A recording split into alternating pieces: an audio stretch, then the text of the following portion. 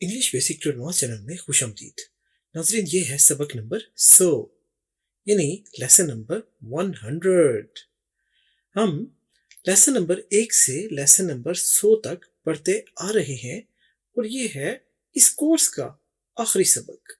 जो लोग बिल्कुल इंग्लिश नहीं समझते, जिन्हें बिल्कुल ABC भी नहीं आती, ये कोर्स उन लोगों के लिए है कि वो बिल्कुल बुनियाद से ABC से लेकर मुश्किल तरीन जुमले कैसे बनाए जाते हैं इस कोर्स से सीख सकते हैं। बहुत आसान सबक है, बहुत मुख्तसर सबक है, चंद मिनटों के सबक हैं। इन सबक को आप बार बार देखिए और इन सबक में हर किस्म की चीज जो इंग्लिश लिखने और बोलने के लिए जरूरी है वो समझा दी गई है। उम्मीद है आपको हमारा ये कोर्स बहुत ज्यादा पसंद आया होगा, क्योंकि इस किस्म का कोर्स पूरी यूट्यूब पर या सोशल मीडिया पर अवेलेबल नहीं है। हमारा पढ़ाने का तरीका बिल्कुल मुनफरिद है, जिसमें हमने आसानी से चंद एक मिसालों से ही हर तरह के, हर जमाने के और उनके सवालिया, उनके मनफी किस तरह बनेंगे, वर्ब्स क्या होते हैं, सब्जेक्ट क्या होते हैं, तमाम चीजें डिस्कस की हैं और बड़े आसानी से पढ़ा दी हैं। तो नाजरीन, आज का सबक शुरू करते हैं। Interrogative negative future perfect continuous tense. अब देखिए, ये लग तो बहुत मुश्किल रहा है, लेकिन हम बहुत आसानी से इसे आपको समझा देंगे। ये है असल में सवालिया मनफी फ्यूचर परफेक्ट कॉन्टिन्यूअस टेंस के जुमले, जो किस किस्म के होंगे। देखिए, मिसाल है, क्या अली खत नहीं लिख रहा होगा दिनों से। अब बज़ाहिर तो ये मुश्किल लग रहा है, लेकिन है नहीं। हम आपको आसानी से ये जुमले बनाना भी सिखा देंगे इस आखिरी सबक में, इस कोर्स के आखिरी सबक में। लेकिन हमारा और आपका साथ चलता रहेगा। हम बहुत से और अच्छे लेसन्स और कोर्सेज भी आपके लिए लाते रहेंगे। तो चैनल को सब्सक्राइब कर लीजिए। English basic to advance channel का नाम है। हमारे यूट्यूब चैनल को सब्सक्राइब करना मत भूलिएगा, जिससे आपको हमारा चैनल ढूंढना नहीं पड़ेगा यूट्यूब पर। एक बार आपने इसको सब्सक्राइब कर लिया तो ये आपकी लिस्ट में मौजूद होगा और हमारे नए आने वाले लेसन्स की नोटिफिकेशन भी आपको मिलती रहेगी। तो आपके लिए बहुत आसानी होगी अगर आप इसे एक बार सब्सक्राइब कर लें। तो चलिए शुरू करते हैं आज का सबक। इससे पहले कि हम मनफी और सवालिया जुमले बनाना सीखें, हम एक बार देख लेते हैं कि फ्यूचर परफेक्ट कॉन्टिन्यूअस टेंस आखिर क्या है और ये कैसे बनते हैं। तो सबसे पहले इसका फॉर्मूला है इसका। सबसे पहले सब्जेक्ट होगा, सब्जेक्ट या नाउन, यानी काम करने वाला शख्स, चीज या जगह, उसे सब्जेक्ट कहते हैं, नाउन कहते हैं। उसके बाद विल या शेल का इजाफा किया जाएगा इसके बाद, और फिर इसके बाद हैव बीन। अब देखिए, इस किस्म के जो परफेक्ट कॉन्टिन्यूअस वाले जुमले हैं, इनमें हैज नहीं लगेगा, हैव बीन इस्तेमाल होगा। चाहे फर्द अकेला हो या बहुत सारे हो तो हैव इस्तेमाल होगा। विल या शेल के साथ हैव बीन, और फिर वर्ब की पहली फॉर्म और उसके साथ आईएनजी का इजाफा, क्योंकि कॉन्टिन्यूअस है, जारी है, तो इसलिए जारी जुमले के लिए हम वर्ब के साथ आईएनजी का इजाफा करते हैं। और इसके बाद फिर ऑब्जेक्ट। ऑब्जेक्ट किसे कहते हैं? जिस पर काम किया जा रहा हो। ऑब्जेक्ट के बाद हमने वक्त का बताना है। देखिए, जब परफेक्ट कॉन्टिन्यूअस टेंस हो, चाहे प्रेजेंट का हो, पास्ट का हो या फ्यूचर का हो, हमने इसमें वक्त का जिक्र जरूर करना है। और वक्त का जिक्र करने के लिए आपको बताया था या फॉर यूज होगा या सिंस यूज होगा। और फॉर किस लिए यूज होगा? जब हमें वक्त का एग्जैक्ट नहीं पता है। कुछ घंटों से, चंद घंटों से, कुछ दिनों से, चंद दिनों से, कुछ महीनों से, चंद महीनों से, 4 महीनों से, 10 महीनों से, चंद सालों से, 5 सालों से, 10 सालों से हमें एग्जैक्ट नहीं पता, तो हम फॉर यूज करेंगे। लेकिन अगर हमें एग्जैक्ट टाइम का पता हो, वो सुबह 9 बजे से, 10 बजे से, 11 बजे से, या वो किसी खास दिन से, वो सैटरडे से, संडे से, मंडे से, इस तरह दिन का पता है, या किसी महीने का पता है, वो मार्च से, अप्रैल से, तो फिर हम सिंस यूज करेंगे। इसी तरह साल में भी वो 2024 से, तो फिर सिंस यूज होगा। उम्मीद है आपको ये फॉर और सिंस का फर्क समझ में आ गया होगा। तो नाज़रीन, ये हो गया हमारा फार्मूला किसका? फ्यूचर परफेक्ट कॉन्टिन्यूअस टेंस का। अब हम इस फार्मूले को समझ लेते हैं मजीद मिसालों के साथ। तो पहली मिसाल, अली खत लिख रहा होगा दिनों से। नाज़रीन, आपको बताते चलें कि हमने मिसालें एक ही तरह की रखी हैं, लेकिन इनमें ज़माने तब्दील होते रहे, जिससे हमें मुख्तलिफ ज़मानों का आइडिया हुआ कि फ्यूचर परफेक्ट कॉन्टिन्यूअस में ये कैसे बन जाएगा। अली का खत लिखना और किस ज़माने से ताल्लुक़ रखता है, तो हमने इसलिए एक ही तरह की मिसालें यूज़ की ताकि आपको समझ आए कि ज़माने कैसे बदलते हैं और इनके हिसाब से इंग्लिश के जुमले कैसे बनेंगे और ये कौन से टेंस से ताल्लुक़ रखेंगे। अब देखिए, रहा, होगा, ये तो होगा तो हो गया फ्यूचर, रहा है जारी काम। अब फ्यूचर जारी काम, लेकिन दिनों से हमें पता चला कि परफेक्ट कॉन्टिन्यूस टेंस है। अगर दिनों से ना होता तो ये खाली फ्यूचर टेंस होता, और अगर रहा होता तो ये फ्यूचर कॉन्टिन्यूस टेंस होता। अब देखिए, अली खत लिख रहा होगा दिनों से, तो इंग्लिश कैसे बनेगी? अली हो गया सब्जेक्ट, अब उसके साथ विल का इस्तेमाल होगा। आई और वी के साथ शेल का इस्तेमाल होता है, और बाकी तमाम नाउन्स या सब्जेक्ट के साथ विल का इस्तेमाल होता है ज़्यादातर। लेकिन इसमें विल और शेल के इस्तेमाल में एक ख़ास बात भी है जो हम आपको आने वाले लेसन्स में बताएंगे। तो यहाँ पर आप याद रखिए, अली के साथ विल का इस्तेमाल किया हमने, और उसके बाद फिर देखिए फॉर्मूले से हैव बीन, और फिर लिखने की इंग्लिश है राइट, लेकिन हमने राइट के आखिर से ई हटाकर आईएनजी का इजाफा कर दिया तो राइटिंग बन गया। राइटिंग वर्ब है राइट, और यहाँ पर वर्ब के साथ आईएनजी, राइटिंग ऑब्जेक्ट है अ लेटर, और दिनों से फॉर डेज, देखिए फॉर, अब सिंस यूज नहीं किया, फॉर यूज किया, फॉर डेज। अली खत लिख रहा होगा दिनों से, तो Ali will have been writing a letter for days.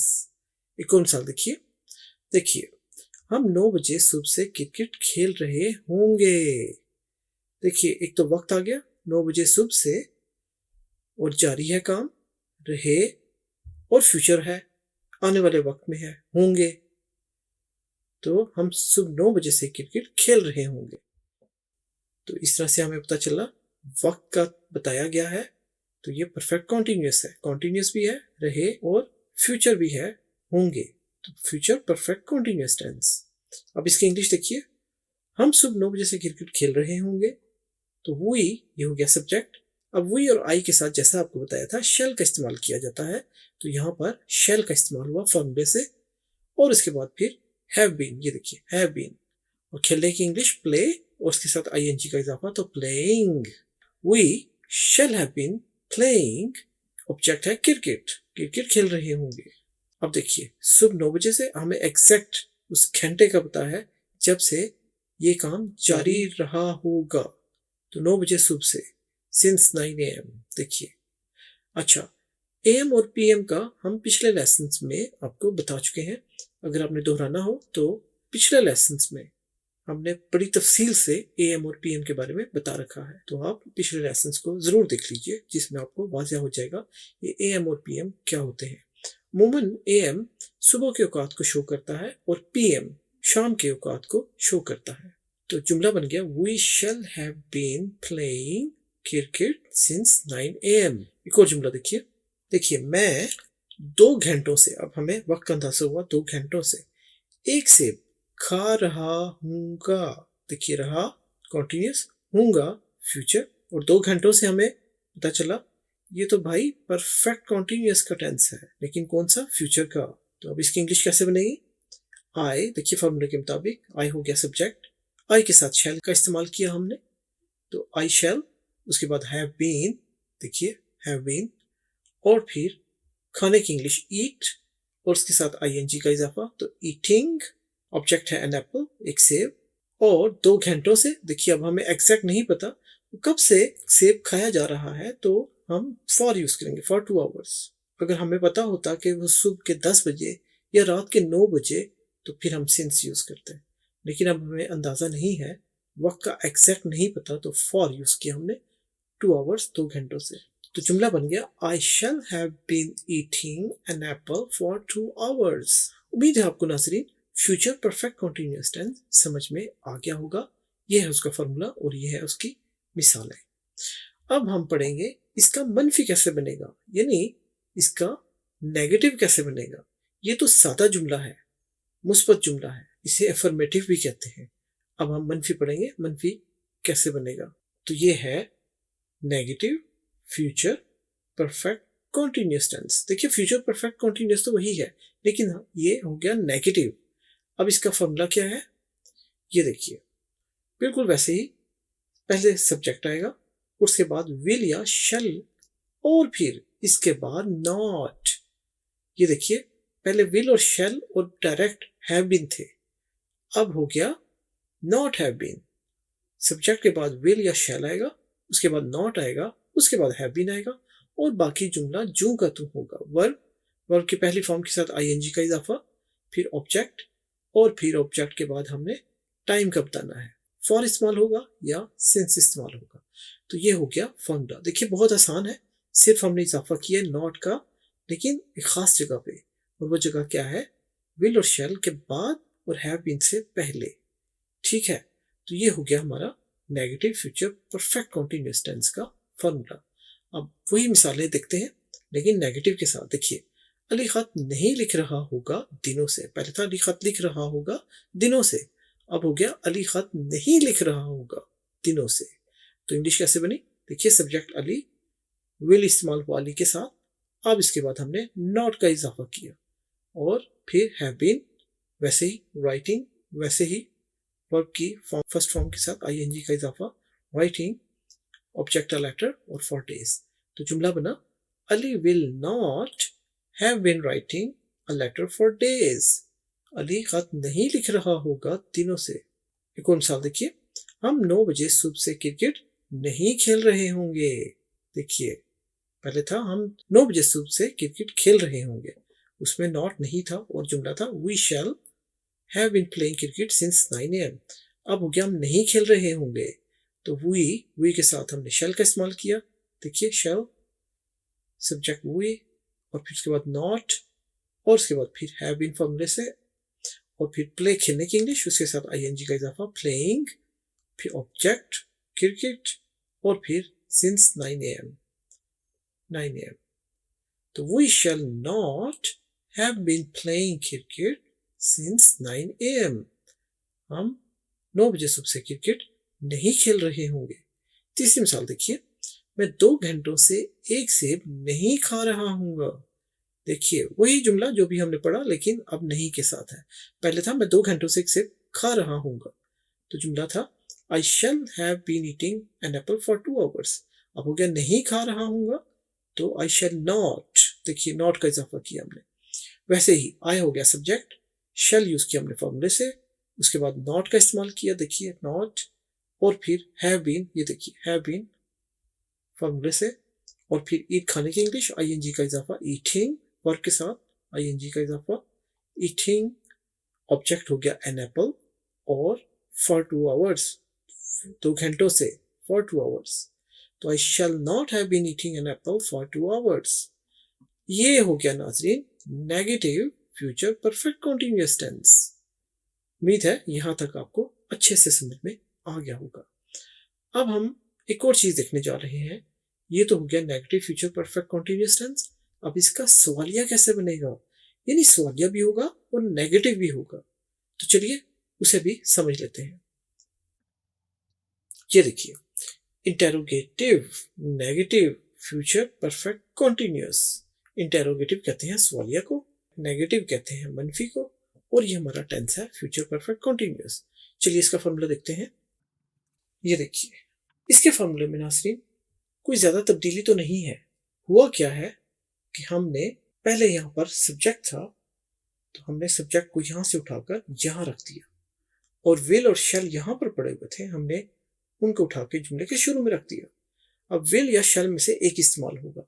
और एक और चीज नोट कीजिए कि इन दोनों के जो फर्स्ट लेटर हैं, विल का W और शैल का S, इनको हमने कैप्स में कर दिया, कैपिटल लेटर में कर दिया, बड़ी अंग्रेजी में कर दिया। क्यों?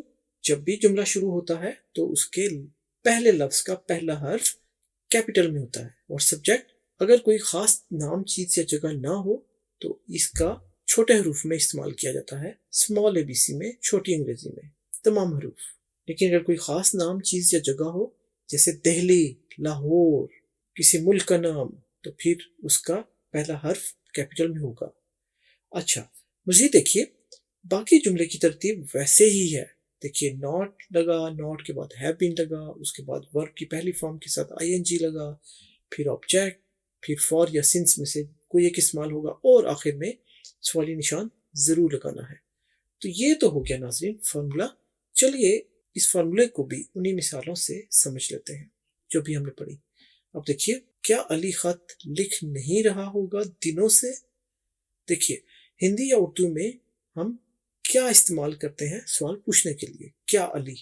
लेकिन इंग्लिश में देखिए, जुमले की तरतीब को बदला जाता है और ये सवालिया बन जाता है। तो पहले था Ali will not have been, will यहां से उठा के हमने शुरू में रख दिया और अली जो यहां पे पड़ा हुआ था वो विल की जगह पर आ गया, तो इन दोनों ने आपस में जगह तब्दील की। तो विल अली, बाकी जुमला वैसा ही है जैसे हमने नेगेटिव में पढ़ा था। Not have been writing a letter for days, सवालिया निशान। तो will Ali not have been writing a letter for days? देखिए, क्या अली खत लिख नहीं रहा होगा दिनों से? दूसरा जुमला देखिए, क्या हम 9 बजे सुबह से क्रिकेट नहीं खेल रहे होंगे? तो देखिए, शेल वी, पहले वी बाहर था, उसका डब्ल्यू कैपिटल में था। अब देखिए, और शेल यहां था, उसका एस जो सा था ये स्मॉल में था। अब वी तो अंदर आ गया दूसरे नंबर पर और उसका डब्ल्यू स्मॉल में हो गया, और शेल शुरू में चला गया सबसे पहले और उसका एस कैप्स में कैपिटल लेटर में बड़ी अंग्रेजी में कर दिया एस। तो शेल वी, देखिए shall we subject, not have been playing, verb के साथ आईएनजी, प्लेइंग ऑब्जेक्ट क्रिकेट, और सिंस 9 AM, सिंस 9 AM। तो shall we not have been playing cricket since 9 AM? सवाल निशान। एक और जुमला देखिए, क्या मैं 2 घंटों से एक सेब नहीं खा रहा हूँगा? देखिए, क्या सवालिया बन गया और नहीं खा रहा हूँगा, तो अब इसके लिए भी वही हुआ जो हमने इन जुमलों के साथ किया कि shall यहां से उठकर जुमले के शुरू में आ गया और I शुरू से उठकर इसकी जगह पे आ गया, shall की जगह पर। तो फॉर्मूले से भी देखिए, shall, और जैसा आपको बताया आई और वी के साथ शेल इस्तेमाल किया जाता है, तो शेल आ गया शुरू में, उसके बाद सब्जेक्ट आई और उसके बाद फिर नॉट और फिर हैव बीन। ये देखिए हैव बीन, ईट है खाने की इंग्लिश, आईएनजी का इजाफा, तो ईटिंग एन एप्पल ऑब्जेक्ट, और उसके बाद फॉर 2 आवर्स, क्योंकि हमें एग्जैक्ट टाइम का नहीं पता इसलिए फॉर यूज किया, फॉर 2 आवर्स और सवालिया निशान। तो जुमला क्या बना, shall I not have been eating an apple for 2 hours? कि क्या मैं 2 घंटों से एक सेब नहीं खा रहा हूँगा? Shall I not have been eating an apple for 2 hours? सवालिया निशान। तो ये नाज़रीन हमारा परफेक्ट कॉन्टिन्यूस का भी फ्यूचर का नेगेटिव और इंटरोगेटिव टेंस मुकम्मल हुआ, मिसालों के साथ आपको समझा दिया। उम्मीद है आपको ये भी समझ में आ गया होगा और आपको लेसन पसंद आया होगा। अगर लेसन पसंद आया हो तो लाइक जरूर कीजिएगा और हमें इस कोर्स के बारे में कमेंट्स भी जरूर दीजिएगा कि सबक नंबर 100 लेसन नंबर 100 आपको कैसा लगा और आपको इसके तमाम सबक कैसे लगे। नाज़रीन, आपको ये ढूंढना ना पड़े, इसकी प्लेलिस्ट जिसमें तमाम लेसन मौजूद हैं उसका लिंक आपको यहाँ पर नजर आ रहा होगा, तो इस लिंक पर क्लिक करके आप उसको सेव कर सकते हैं, तो आपको ये ढूंढना नहीं पड़ेगा। बहुत अच्छे सबक हैं, सबक नंबर 1 से सबक नंबर 100 तक आप बिल्कुल 0 से ABC शुरू कर सकते हैं और इस तरह के मुश्किल जुमलों तक आप आसानी से इंग्लिश सीख सकते हैं। नए आने वाले दोस्तों से गुजारिश है चैनल को सब्सक्राइब करना मत भूलिएगा, जिससे हमारी हौसला अफजाई भी होगी और आपको चैनल ढूंढना नहीं पड़ेगा यूट्यूब पर, और आपको नोटिफिकेशन भी मिलते रहेंगे हमारे मजीद आने वाले लेसन्स के। नाजरीन, लेसन्स को ज्यादा से ज्यादा अपने दोस्तों के साथ शेयर भी कीजिए, जिससे अच्छे लेसन्स हैं सभी का फायदा होगा। तो जो सोशल मीडिया पे लोग हैं जैसा कि व्हाट्सएप, फेसबुक, इंस्टा, ट्विटर, ऐसे तमाम प्लेटफॉर्म्स पर इस लेसन के लिंक को इवन शेयर कीजिए ताकि आपके दोस्त भी अच्छे लेसन हैं इनसे फायदा उठा सकें। अगरचे ये कोर्स तो खत्म हो गया लेसन नंबर 100 पर, लेकिन हम इंग्लिश के लेसन्स जारी रखेंगे ताकि आप इंग्लिश पर अबूर हासिल करते चले जाएं। तो मिलेंगे हम आपसे अगले लेसन में, तब तक के लिए अपना बहुत ख्याल रखिएगा। अल्लाह हाफिज।